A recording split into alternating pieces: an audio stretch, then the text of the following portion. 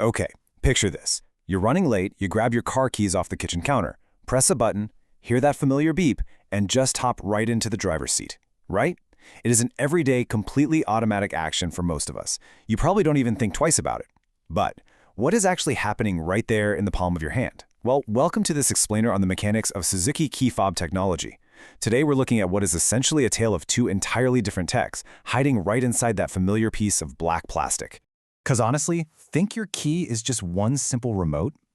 It's incredibly easy to assume that the plastic fob you carry around all day is just, a single, unified device doing one basic job. But the real mystery here, and honestly, the absolute genius of its engineering, is that this single object actually houses two completely distinct, absolutely fascinating technologies working side by side.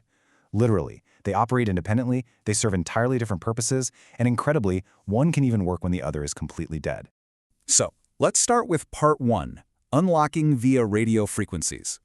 Okay, let's dive into this. The first piece of technology we're looking at is the radio frequency remote. This is the system used exclusively for getting you into the vehicle. When you're walking up to your car in a massive parking lot with your hands totally full, this is the technology doing the heavy lifting to unlock those doors before you even touch the handle. Let's trace the journey of that signal, step by step. It all starts the exact millisecond your thumb presses the lock or unlock button. That physical press completes an internal circuit, drawing power from a tiny little coin cell battery hidden inside the fob. This battery juices up the radio frequency, or RF, transmitter, which then fires a command through the air straight to a receiver located in the car's body, usually the keyless entry receiver or body control module. The car hears the signal, processes it, and boom, actuates the physical locks on the doors. It is an incredibly complex conversation that happens in literally a fraction of a second. Now, what's really interesting about this precise engineering is that the RF remote doesn't just blast some random signal out into the world. Depending on your market or the specific vehicle model you drive, it operates on a very specific frequency, usually around 315 MHz or 433.92 MHz. It's engineered to have an effective working range of roughly 10 to over 30 meters, depending on, environmental conditions. And most importantly, it transmits a short-range, heavily encrypted radio signal. It is a highly specialized, totally secure broadcast directly between your hand and your car. And speaking of that encrypted signal, this brings us to a vitally important security feature, the rolling code signal. This is an encrypted signal that actually changes with every single use. That means a thief with a scanner cannot simply copy one fixed code and use it to unlock your car later. Think of it like this. Imagine if your keys shouted a secret password to your car, but it changed that password every single time it spoke. It absolutely stops thieves in their tracks, because intercepting the code once is entirely useless for the very next attempt. It connects this clever little piece of tech directly back to what matters most, which is the daily safety and security of your vehicle. All right, moving on to part 2, the passive immobilizer transponder. Okay, so we've successfully opened the doors, right? But how do we actually fire up the engine? Well, this introduces the second, completely hidden technology inside your fob. It's a tiny chip resting quietly inside the casing, totally separate from the buttons you just pressed. I really want you to notice the clear contrast between these two pathways here. On one side, we have the pathway we literally just discussed, the button, the RF transmitter, and the doors.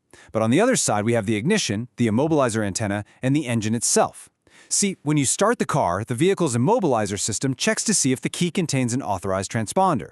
If it doesn't recognize that chip, the engine might crank, sure, but it will be entirely prevented from actually running. Pressing a button and turning the ignition utilize entirely separate electronic systems housed within that one small device.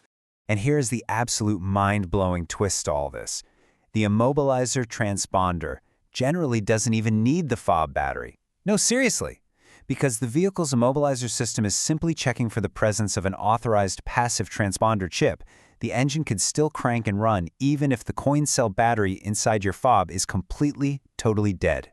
You might not be able to unlock the doors from 30 meters away, but once you get inside that cabin, the car will still start and get you home. So the crucial point is, how does this actually work without a battery? The answer is electromagnetic coupling. Basically, that's the process by which the vehicle's immobilizer antenna wirelessly powers and reads that passive transponder chip. When you bring the key close to the ignition, the car itself emits a tiny electromagnetic field. The little chip inside the fob literally absorbs that energy, powers itself up just enough to shout its secret digital ID back to the car's engine control unit and authorizes the engine to run. It is such an elegant, fail-safe solution ensuring you are never left stranded just because a little watch battery died. And this brilliantly illustrates part 3, conventional versus smart keys. You know, with all this talk of RF transmitters and electromagnetic coupling, it is a super common modern myth to just assume every key with buttons on it is a smart key. But actually, scratch that. Make no mistake, this is a conventional button-operated remote. It is not a proximity smart key. Based on the specific design of the Suzuki fob we're analyzing today, this isn't a key that unlocks the doors simply by you approaching the vehicle with the key in your pocket. You actively have to reach out and press the buttons to trigger that RF signal. The technology is sophisticated, absolutely, but it relies entirely on your physical input rather than passive proximity sensors to get you into the cabin. So, what does this all mean for us? Well, it leaves us with a totally fascinating final question for this explainer. What exactly happens electronically inside a 2023 Suzuki Ignis? Now that we understand the broad strokes of the RF remote and the passive immobilizer, we can get incredibly specific.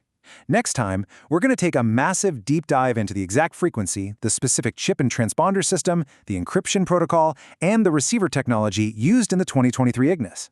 We are literally going to trace the electricity from the very millisecond you press lock until the doors physically respond. So until then, the next time you grab your keys, maybe take a quick second to appreciate the brilliant double-duty engineering sitting right there in the palm of your hand.